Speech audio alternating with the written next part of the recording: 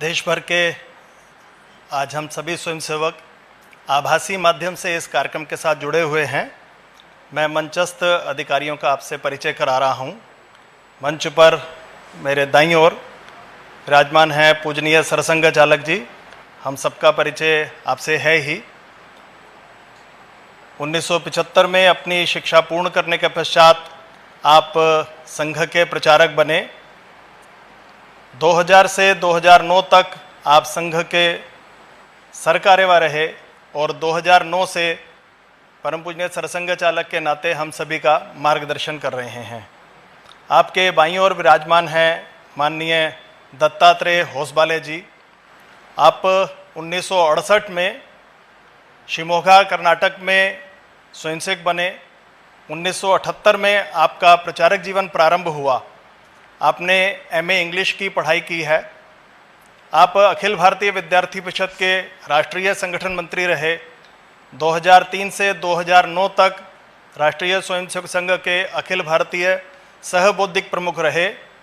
2009 से सह सरकार्यवाह के नाते आपने दायित्व निभाया और वर्तमान में सरकार्यवाह के नाते हम सभी का मार्गदर्शन कर रहे हैं। अभी एकल गीत के पश्चात हमें आपका ही उद्बोधन प्राप्त होगा।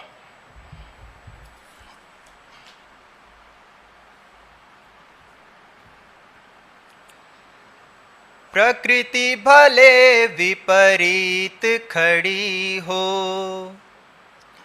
काल चक्र भी पड़े थामना।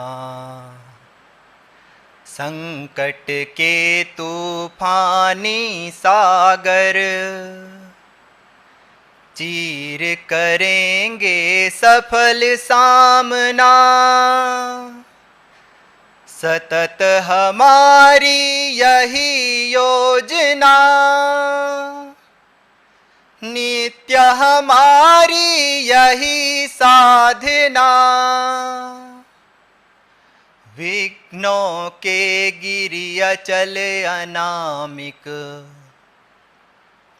कदम कदम हर पग रोकेंगे। भरी दोपहरी का रवि ग्रस लें, ऐसे राहु केतु डोलेंगे। किंतु अटल निर्बाध बढ़े हम, जीवन की गति सहज भावना। जीवन की गति सहज भावना, नित्य हमारी यही साधना। सुख दुख विपदा बाधा सुविधा, यही मार्ग मीलों के पत्थर।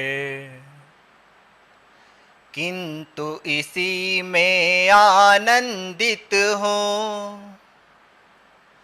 खोजे हम उन्नति के अवसर। विजय सुनिश्चित भरत भूमि की, चाहे सागर पड़े बांधना। चाहे सागर पड़े बांधना, नित्य हमारी यही साधना। संघ सृष्टि इस कंटक पथ की, बिहड़ता की गिरी अभ्यासी। दिखे लालिमा ध्येय सूर्य की, थोड़ी धैर्य तपस्या बाकी। लांघ चले विघ्नों की सीमा, निश्चित होगी सफल कामना। निश्चित होगी सफल कामना।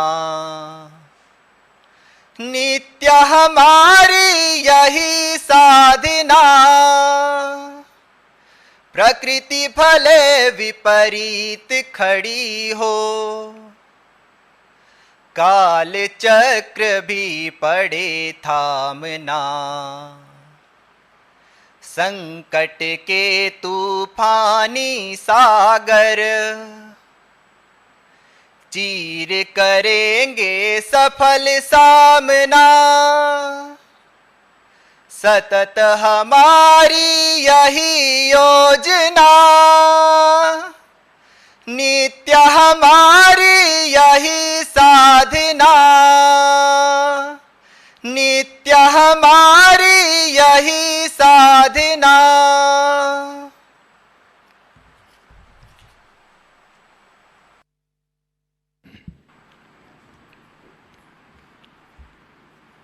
परम पूजनीय सरसंघ चालक जी, मेरे सामने उपस्थित और देश भर में इस आभासी पद्धति से जुड़े हुए सभी अधिकारी वृंद, परम प्रिय कार्यकर्ता स्वयंसेवक बंधुओं, आज इस प्रकार के एक कार्यक्रम के आयोजन करने का निर्णय हुआ। पूरे देश में एक बार सभी स्वयंसेवक एक ही समय पर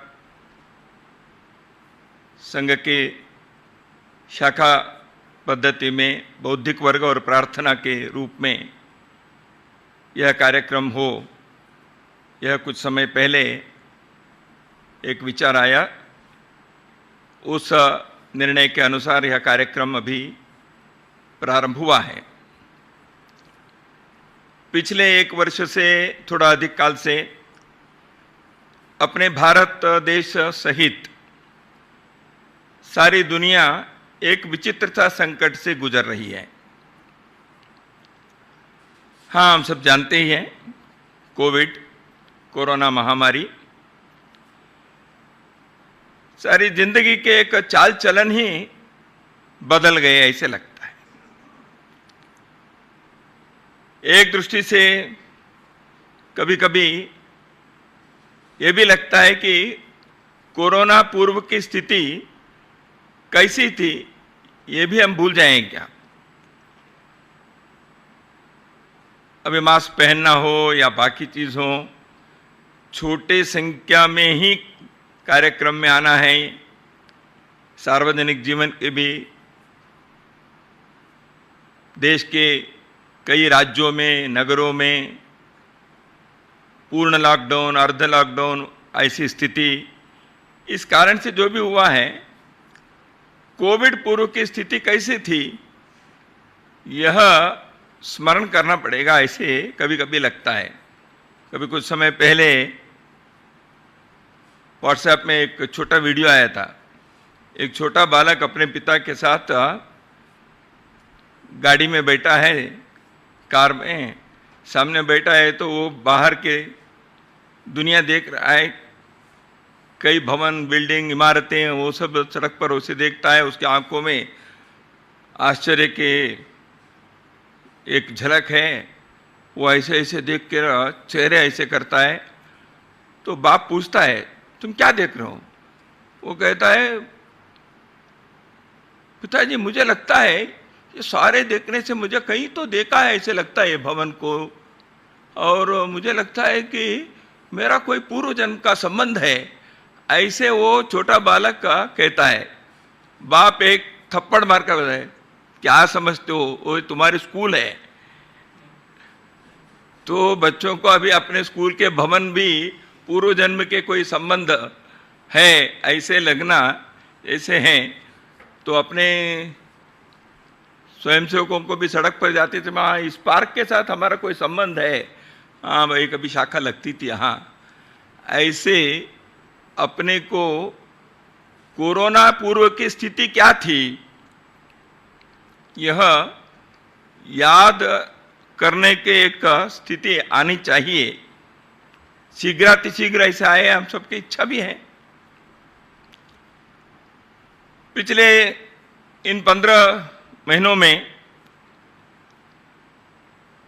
इस महामारी के चलते बहुत प्रकार के संकट को, चुनौती को हम सामना किए हैं, सारे देश, सारी जनता। पूरी दुनिया में यह एक कठिन काल रहा है। अभी भी पूर्ण रूप से हम उससे मुक्त नहीं हुए हैं।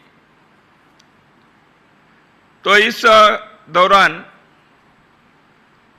असंख्य परिवारों में कई प्रकार के यातनाएं, वेदनाएं हुई। स्वास्थ्य बिगड़ गए, शारीरिक वेदना, अपने प्रियजन, परिवारजन, परिजन, मित्रों की मृत्यु हो गई, असमय मृत्यु हो गई। जाकर मिलकर सांत्वना देने की स्थिति भी नहीं थी, ठीक से संस्कार भी नहीं कर पाए। तो यह एक ऐसे काल रहा है। और साथ ही साथ जीवन के अन्य आयाम भी बाधित हो गए, प्रभावित हो गए।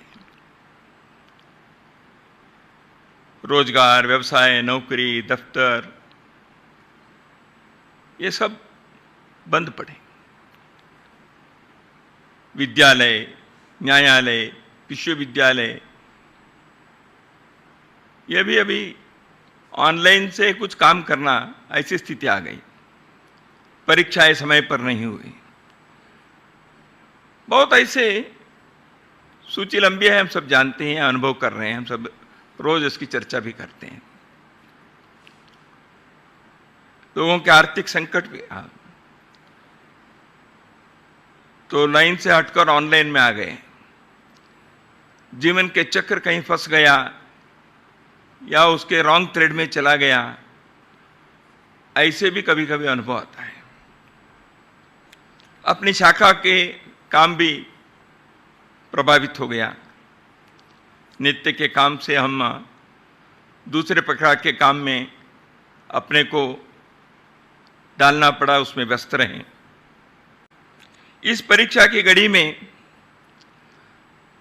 मनुष्य के लिए सहज उदात्त भावनाएं, संवेदनाएं, कर्तव्य, ये भी प्रकट हुए। पीड़ित लोगों की सेवा में, संत्रस्त बंधुओं के लिए किसी न किसी प्रकार से सहायता करने हेतु सारा समाज सामने आया, लोग सामने आए। कई प्रकार के सेवा कार्य में लोग लगे, भोजन के, स्वास्थ्य के, दवा के, व्यवस्था के, आइसोलेशन के, क्वारंटाइन के, यातायात के, भिन्न भिन्न प्रकार के सेवा कार्य में लगने वाले समाज के लोग, कई संस्थाएं, धार्मिक, सांस्कृतिक सेवा संस्थाएं, स्वयंसेवी संस्थाएं, ये सब लगे।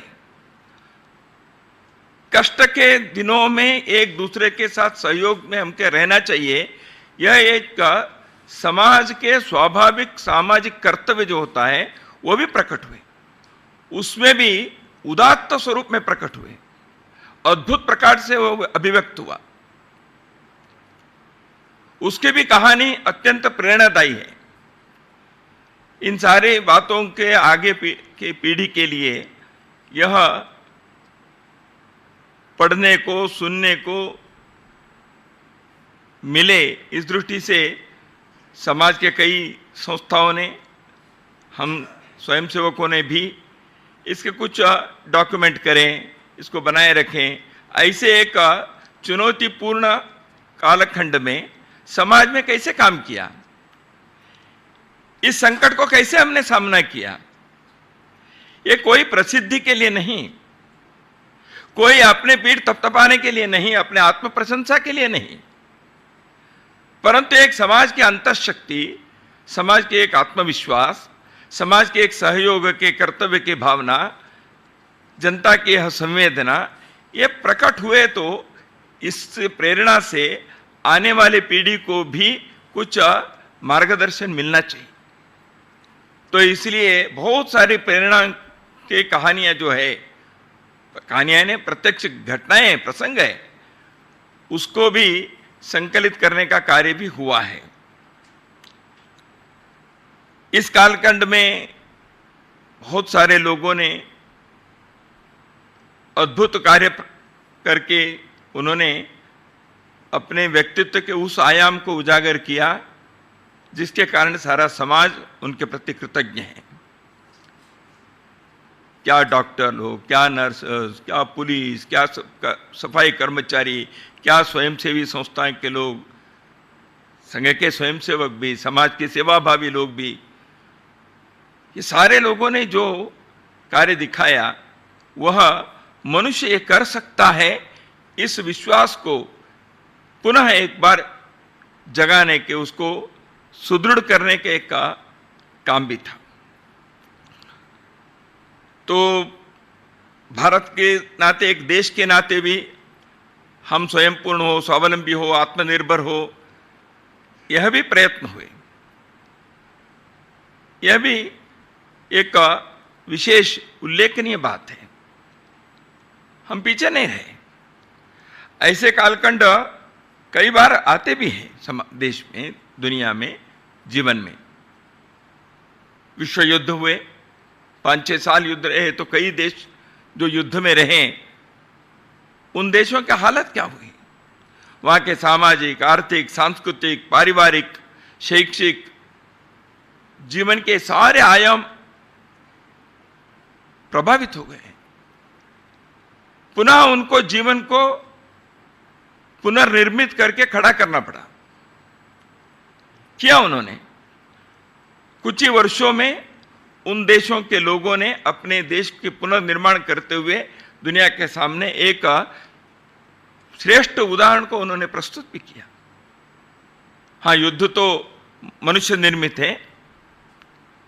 प्राकृतिक आपदाएं होना या इस प्रकार के पैंडेमिक जैसे, महामारी जैसे होना, संकट तो संकट है, मनुष्य को इस संकट को झेलना भी पड़ता है। तो इस परिस्थिति में जो ऐसे बहुत ही प्रेरणादायी एक मनुष्य प्रयत्न दिखाई देता है, इससे हमें आने वाले दिनों के लिए प्रेरणा भी लेनी चाहिए। इस अनुभव के आधार पर आगे के जीवन को खड़ा करने के, उसको उस दिशा में ले जाने के प्रयत्न भी सभी को करना ही पड़ेगा। पिछले 15 महीनों में हम सभी के 2 प्रकार के काम सभी ने किए ही हैं। गत वर्ष पूजनीय सरसंघ चालक जी ने जब तालाबंदी लगी, लॉकडाउन पहली बार घोषित हुआ, उस समय हम सभी को उनका मार्गदर्शन प्राप्त हुआ था। उस समय आपने कहा था, एकांत में साधना, लोकांत में परोपकार। तो इसलिए इस कालखंड के उपयोग दोनों प्रकार से होने का एक उस बात को चरितार्थ करते हुए लोगों ने उस दिशा में गए, ये भी हमको अनुभव में आया।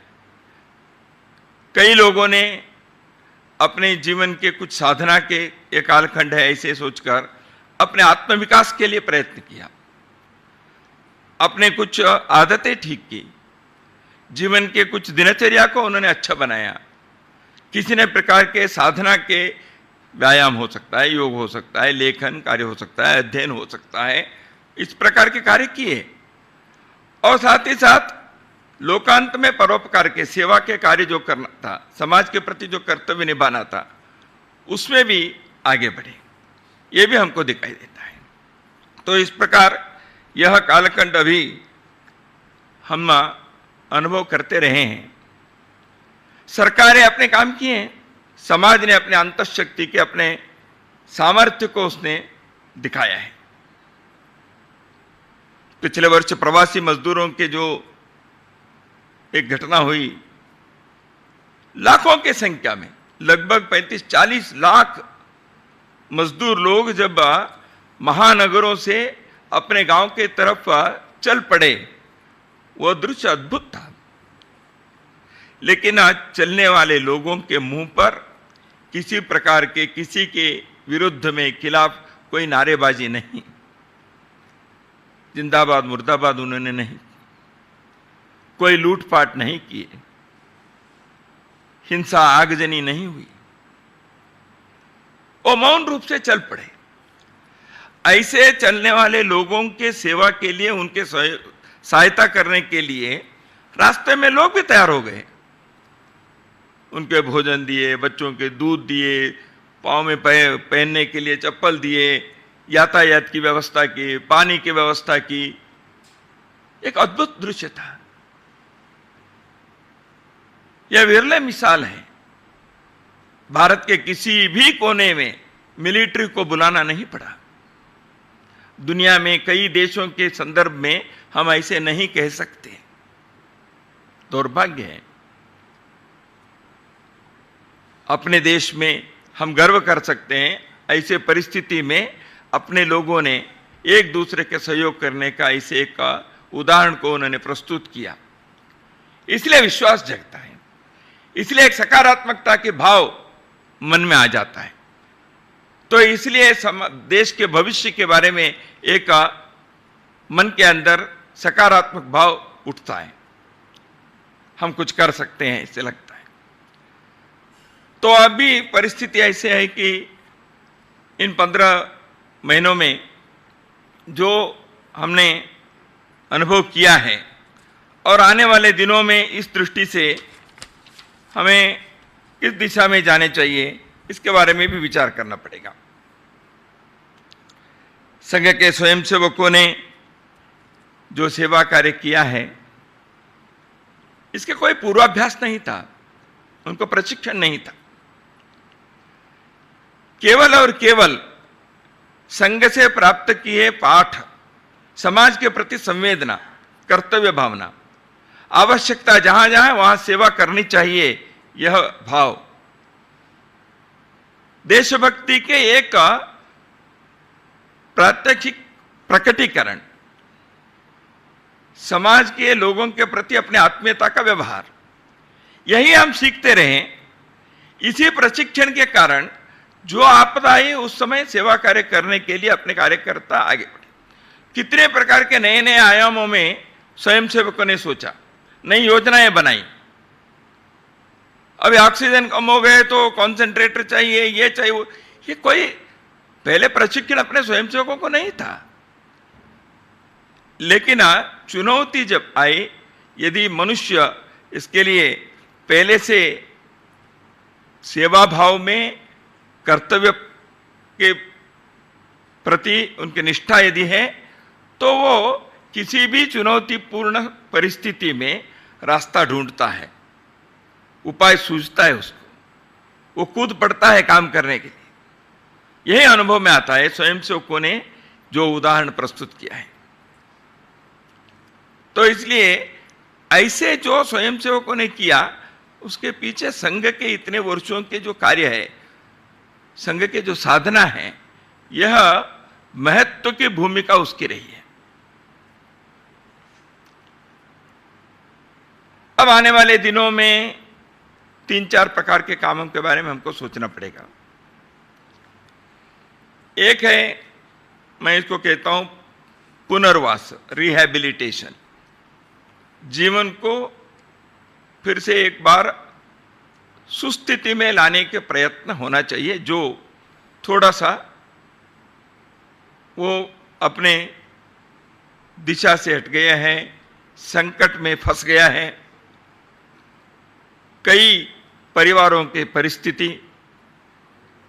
देश की आर्थिक स्थिति, इन सारे चीजों को देखने से लगता है कि बहुत सारे लोगों के रोजगार की समस्या है, अपने व्यवसाय की समस्या है, आर्थिक विपन्नता है।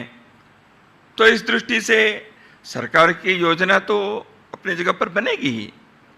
समाज भी अपने को एक दूसरे को सहायता करने के इस दिशा में क्या क्या योजना बन सकती है, ये सोचना, विचार करना, यह भी आवश्यक है।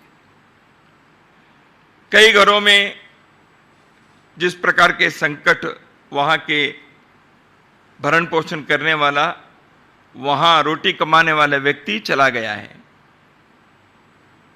घर में छोटे बच्चे हैं, या विधवा पत्नी हैं, या वृद्ध माता पिता हैं, तो इसलिए ऐसे परिवारों के स्थिति के बारे में केवल आर्थिक पक्ष केवल नहीं है, वो बच्चों के भविष्य के बारे में, उनकी शिक्षा के बारे में विचार करना पड़ेगा। उससे भी और भी एक काम है, वो है सांत्वना के, मन को धैर्य भरने के, मन के अंदर समुपदेशन, काउंसलिंग ऐसे आजकल की भाषा में कहते हैं, इसकी आवश्यकता भी है। आत्मीयता से धैर्य देने वाले, हिम्मत भरने वाले ऐसे लोगों के भरपूर आवश्यकता रहेगी। यह भी एक काम है, इसको भी रिहैबिलिटेशन ही कहते हैं।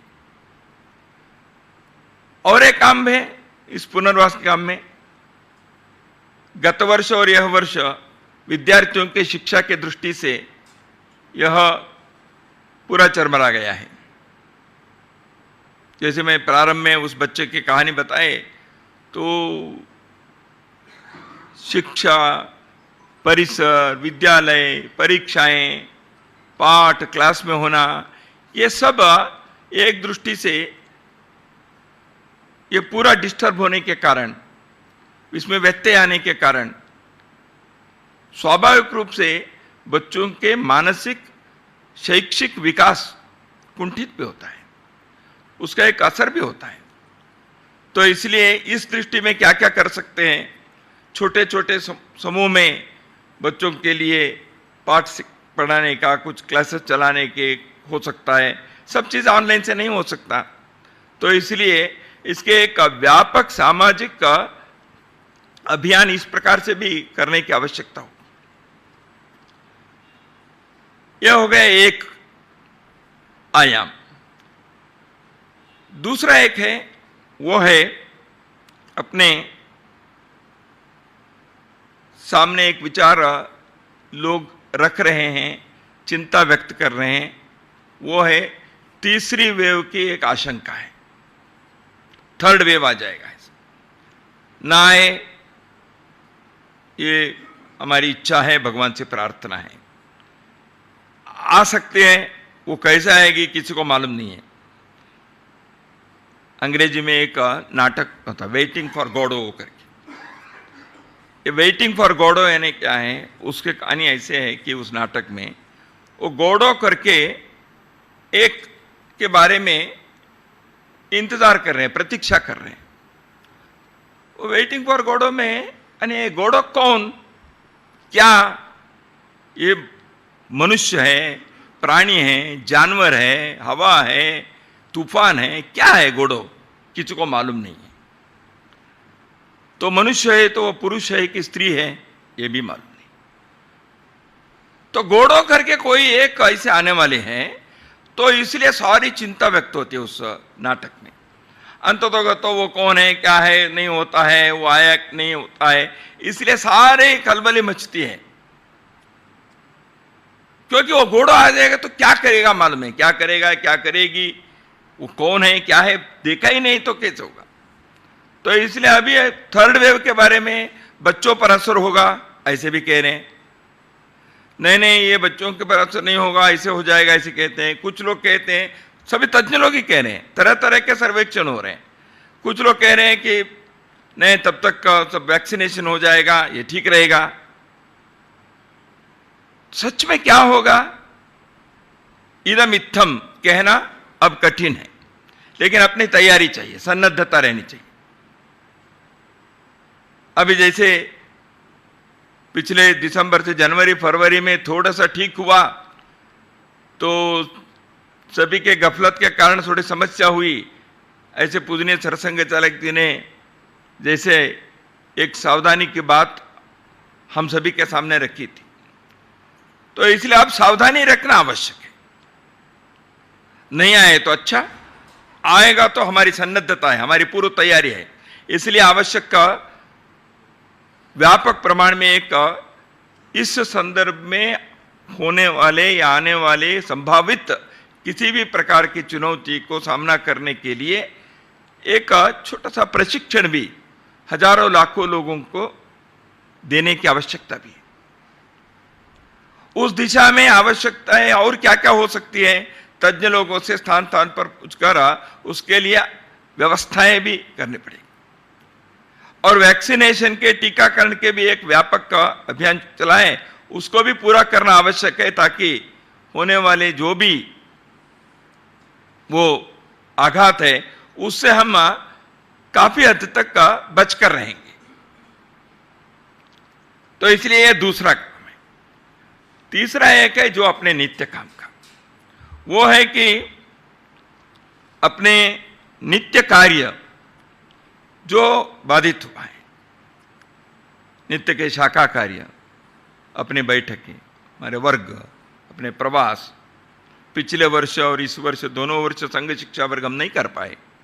नित्य के शाखा के कारण जो बाकी चीजें होती हैं, संपर्क होता है, बैठकें होती है, अनौपचारिकता से मिलना होता है, कार्यकर्ताओं की बातचीत होती है, थोड़ा सा जो संपर्क से दूर हो गया ऐसे कार्यकर्ताओं को जोड़ने का होता है। हमारे उत्सव आने वाले हैं, श्री गुरु पूजा, बाद में रक्षाबंधन, इन सभी के लिए अपने सूची वगैरह करते हुए फिर से हम नित्य के कार्य के दिशा में चलना ही पड़ेगा। अपने नित्य के कार्य को हमें उस पटरी पर लाना ही है। शनै शनै करनी चाहिए, लेकिन सावधानी के साथ।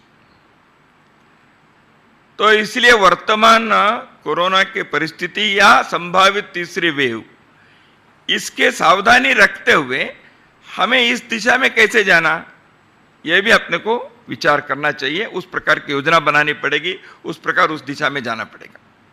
संघ के व्यक्ति निर्माण के कार्य जो है वह रुक नहीं सकता। संघ के कार्य में समाज के अंतःशक्ति को जागृत करने का, समाज के सामर्थ्य को जगाने का, सामर्थ्य को बढ़ाने का जो कार्य है वो तो हमें करना ही है। लेकिन उसका एक प्रकटीकरण तो पिछले इतने महीनों में हुआ है, लेकिन वो होना है तो जो मूल कार्य है व्यक्ति निर्माण के, व्यक्ति निर्माण से जुड़े हुए जितने भी आयाम हैं, उन सारे विषयों के बारे में आग्रह पूर्वक अपने कार्य सभी आयु गटों के लिए, अभी बाल स्वयंसेवकों की शाखा है, उनका ऑनलाइन शाखा भी चला नहीं सकते, तरुणों के लिए कर सके, कुछ वर्ग भी हो सके, बौद्धिक शारीरिक कार्यक्रम भी ऑनलाइन में कुछ लोगों ने करने का प्रयत्न किया, सराहनीय, अच्छा है। जागरण श्रेणी के सेवा संपर्क प्रचार विभाग ने भी अपने कुछ न कुछ उपाय ढूंढकर अपने कार्य चलाने के प्रयत्न तो किए ही है। लेकिन जो संघ स्थान पर शाखा पर आकर एक दूसरे से मिलकर परस्पर आत्मीयता के व्यवहार के, उस स्नेह के वातावरण में, उस माहौल में जो स्वाभाविक रूप से मनुष्य के विकास होता है, स्वयंसेवकों के एक अंदर समाज भाव, राष्ट्र भाव, यह जागृत होता है, एक दूसरे के सहारा बनते हैं, उस कार्य से छोड़ा, उस स्थिति से हम वंचित हैं। इसको धीरे धीरे सावधानी से लेकिन उस दिशा में लाना है, तो यह आवश्यक है। मनुष्य के चरित्र निर्माण के संदर्भ में संघ में इतने बार हम सुनते रहे हैं, चारित्र निर्माण की आवश्यकता के संदर्भ में भारत के पूर्व राष्ट्रपति जो बड़े शिक्षाविद रहे, एक दार्शनिक के नाते उनकी ख्याति रही, ऐसे डॉक्टर सर्वपल्ली राधाकृष्णन जी ने विश्वविद्यालय शिक्षा के संदर्भ में एक आयोग का गठन हुआ था। उस समय उस आयोग के अध्यक्ष के नाते उन्होंने एक बात कही थी। उनका कहना था कि हम एक सभ्यता के पुनर्निर्माण कर रहे हैं, हम कोई फैक्ट्री, कारखाना या वर्कशॉप निर्माण नहीं कर रहे, उसका निर्माण नहीं कर रहे। इसलिए सभ्यता की गुणवत्ता मनुष्य के शील पर निर्भर है। ये न कोई नैसर्गिक उपकरण या राजनीतिक तंत्र व्यवस्था पर नहीं, मनुष्य के चरित्र पर यह निर्भर है, सभ्यता की गुणवत्ता। इसलिए शिक्षा के प्रमुख लक्ष्य चारित्र निर्माण और वर्धन है, ऐसे उनका आग्रह था, यह उनका कहना था। इसलिए राष्ट्र के पुनर्निर्माण में चारित्र निर्माण के संदर्भ में सभी ने यही कहा है, अपने ग्रंथों में, अपने संतों ने, हमारे पंथों ने, सब ने, मनुष्य अच्छा रहे तब समाज अच्छा, देश बड़ा हो सकता है, किसी भी चुनौती को हम सामना कर सकते हैं। चरित्र निर्माण के इस कार्य को गांव-गांव में, मंडल-मंडल तक ले जाने की हमारी जो योजना हमने बनाई है, आने वाले 3 वर्षों के अंदर इस कार्य के विस्तार के प्रति हमारी जो योजना बनी थी, वह लागू करने में वर्तमान परिस्थिति थोड़ा सा उसमें बाधा है। तो इसलिए इस परिस्थिति में रास्ता ढूंढना, उसके लिए मार्ग तय करना, यह हमको करना पड़ेगा। प्रत्येक गांव में यह कार्य होना चाहिए। महामना मालवीय जी ने कहा भी था, ग्रामे ग्रामे सभा कार्या, ग्रामे ग्रामे कथा शुभा, पाठशाला मल्लशाला प्रतिपर्व महोत्सव। मालवीय जी के दृष्टि में जो बात थी, संघ के कार्य इससे बिल्कुल अलग नहीं है, वही है। प्रत्येक गांव में लोग इकट्ठा आए, संस्कार देने वाले माहौल का निर्माण करें, परस्पर एक दूसरे के सुख दुख में आ जाए, एक दूसरे के सहारा बने, संस्कार के कथाएं सुने और सुनाएं। पाठशाला मल्लशाला, शाखा यानी क्या है? पाठशाला मल्लशाला ही है। तो इस प्रकार के इस कार्य को सुदृढ़ करना, व्यापक करना, प्रभावी बनाना, इसके लिए इसी कार्य के लिए अपने जीवन देने वाले लोग, यही तो संघ ने इतने वर्षों से इस साधना की। तो इसलिए इस कार्य के प्रति जो अपने आग्रह है, हमारे समर्पण है, हमारी योजनाएं बनती हैं, हमारी निष्ठा है, उसको यथावत रखते हुए उसको और सुदृढ़ कैसे करें, इस पर आग्रह होना चाहिए। इसलिए अपने कठिन परिस्थिति में संपर्क संवाद टूट गया, ऐसे ही क्या नहीं। आपातकाल में भी 20-21 महीने शाखाएं नहीं चलती थी, उस समय तो संघ पर प्रतिबंध था। आजकल के जैसे मोबाइल वगैरह की व्यवस्था भी नहीं थी, पुलिस से बचकर रहना पड़ता था। लेकिन संघ के कार्यकर्ताओं ने उस पीढ़ी में शाखा नहीं है, ऐसे परिस्थिति, इस वातावरण में भी संपर्क रखे। जैसे ही आपातकाल हटे तो तुरंत अपने कार्य पुनः प्रारंभ हो गया और स्थिति अच्छी हो गई। आज परिस्थिति में हमें संपर्क के लिए उपकरण है, संघ पर कोई प्रतिबंध नहीं है, किसी से बचकर जाने की जरूरत नहीं है, केवल बचना है कोरोना से। तो ऐसी स्थिति में अपने संपर्क, संवाद, ये सारी चीजों पर आग्रह जैसे हमेशा है उसी प्रकार रखते हुए अपने नित्य सिद्ध शक्ति के निर्माण करने वाले हमारे नित्य के कार्य जो है, हमारी पद्धति है, उस पर हमें फिर से एक बार आग्रहपूर्वक जाना पड़ेगा। संघ के कार्य समाज में स्वयंसेवक जाएंगे, कई प्रकार के अनुभव होते हैं। समाज में परिवर्तन लाना, समाज के को सही दिशा देना, इसके लिए हम इसमें लगे हैं। तो कई बार समाज के अंदर के जो स्थिति है, वहां की कुछ समस्याएं कुरीति हैं, वो भी कभी कभी उससे भी प्रभावित होने के एक संकट नौबत आ जाते हैं। कोयले के दुकान में हम बैठ कर व्यापार करेंगे तो भले ही व्यापार कर रहे हैं, हमको तो कोयले के वो लगना नहीं है, ये तो है, लेकिन बैठने से वो लगता है कभी कभी। तो इसलिए कोरोना वायरस से तो बचना है, लेकिन समाज जीवन में कार्य करते समय बाकी वायरस से भी बचना चाहिए। व्यक्तिगत तौर पर मनुष्य के अंदर स्वार्थ, भ्रष्टाचार, सत्ता के मोह, प्रसिद्धि की आकांक्षा, ये सारी चीजें, ये विचित्र प्रकार के वायरस है, वो भी मनुष्य के अंदर प्रवेश करते हैं। तो इसलिए इससे बचना है। सामाजिक कुरीतियां भी हैं, जाति भेद, छुआछूत, आज भी है ना अभी। तो इन सब से आगे बढ़कर जाकर समाज को भी इस दिशा से उसको सही दिशा में ले जाना है। तो स्वयं अपने को, संघ के स्वयंसेवकों को नित्य के अपने शाखा पद्धति के द्वारा हमारे कार्य प्रणाली के आधार पर हमारे जो अभी तक की परंपरा परिपाटी है उसको सुदृढ़ करते हुए उसी दिशा में जाते हुए उसमें लगकर उसमें आनंद लेते हुए समाज के राष्ट्र के कार्य करने के अपने जो राष्ट्र धर्म को निभाना है उसको हमें उस दिशा में जाना ही चाहिए। तो इसलिए अपने सोचने के कार्य करने के स्वभाव पहले से जो संस्कार से हमने पाए हैं उसमें और उत्तम कैसे हो सकता है और बेहतरीन तरीके से हम कैसे कर सकते हैं इसके बारे में सोचना, योजना बनाना, एक दूसरे से सलाह मशवरा करते हुए उस प्रकार के कार्यक्रमों के भी आने वाले दिनों में विचार करना पड़ेगा।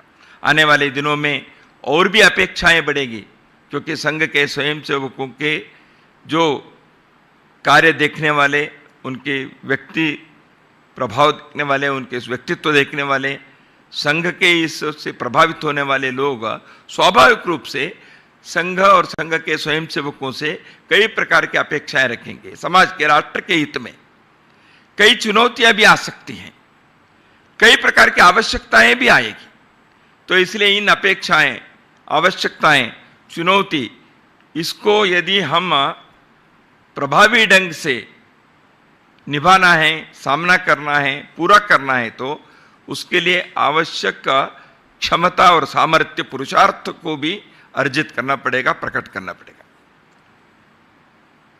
तो इसलिए उस तैयारी को करना है तो अपने नित्य शक्ति निर्माण, नित्य सिद्ध शक्ति निर्माण करने के अपने आग्रह को यथावत रखना और उस दिशा में जाना और आने वाले वर्षों में हम समाज के, राष्ट्र के सेवा के, कैंकर्य के जो संकल्प हम लिए हैं उस दिशा में अपने पुरुषार्थ को प्रकट करते हुए अपने जीवन को सार्थक बनाने की दृष्टि से उस दिशा में जाने का संकल्प करें।